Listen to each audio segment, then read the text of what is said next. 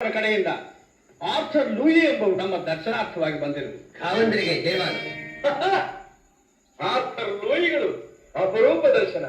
ಇಷ್ಟು ದಿನಗಳ ಮೇಲಾದರೂ ನಿಮಗೆ ನಮ್ಮ ನೆನಪಾಯಿತಲ್ಲವೇ? ತಮ್ಮ ಮಾತು ನಮಗೆ ಅರ್ಥವಾಗಲಿಲ್ಲ. ಅರ್ಥವಾಗಲಿಲ್ಲ? ನಾವು ನಿಮಗೆ ಕುದುರೆಗಳಿಗಾಗಿ 30,000 ಬರಹಗಳನ್ನು ಕಳುಹಿಸಿ 6 ತಿಂಗಳುಗಳ ಮೇಲಾಯಿತಲ್ಲ, ಕೇವಲ 3 ತಿಂಗಳುಗಳಲ್ಲೇ ಒದಗಿಸುತ್ತೇವೆ ಎಂದು ಹೇಳ್ತೀರಿ. ಎಲ್ಲಿ ಕುದುರೆಗಳು? ಕಾವಂದರು ಕ್ಷಮಿಸಬೇಕು. ಅರೇಬಿಯಾದಿಂದ ಕುದುರೆಗಳು ಬರುವುದು ತಡವಾಗಿದೆ.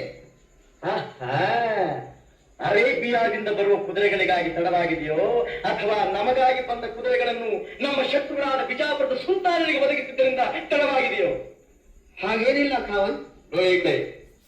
ನೀವು ಅವರಿಗೆ ಎಷ್ಟು ಕುದುರೆಗಳನ್ನು ಒದಗಿಸಿದ್ದೀರಿ, ನಿಮ್ಮ ಒಪ್ಪಂದದ ಕರಾರುಗಳೇನು, ಎಲ್ಲವನ್ನೂ ನಾವು ಅರಿತಿದ್ದೇವೆ.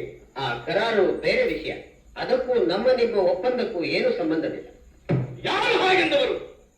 ಇದು ನೇರವಾಗಿ ನಮಗೆ ಸಂಬಂಧಪಟ್ಟ ವಿಷಯ. ಎಲ್ಲಿಂದಲೋ ವ್ಯಾಪಾರಕ್ಕಾಗಿ ಬಂದ ನಿಮಗೆ ಜಾಗವನ್ನು ಕೊಟ್ಟು ಹಣವನ್ನು ಕೊಟ್ಟು ನಮ್ಮ ಶತ್ರುಗಳಾದ ಸುಲ್ತಾನರಿಗೆ ಒದಗಿಸಲು ನಿಮ್ಮಲ್ಲಿ ಕುದುರೆಗಳಿವೆ, ನಮಗೆ ಒದಗಿಸಲು ಮಾತ್ರ ನಿಮಗೆ ಸಾಧ್ಯವಿಲ್ಲ ಅಲ್ಲವೇ?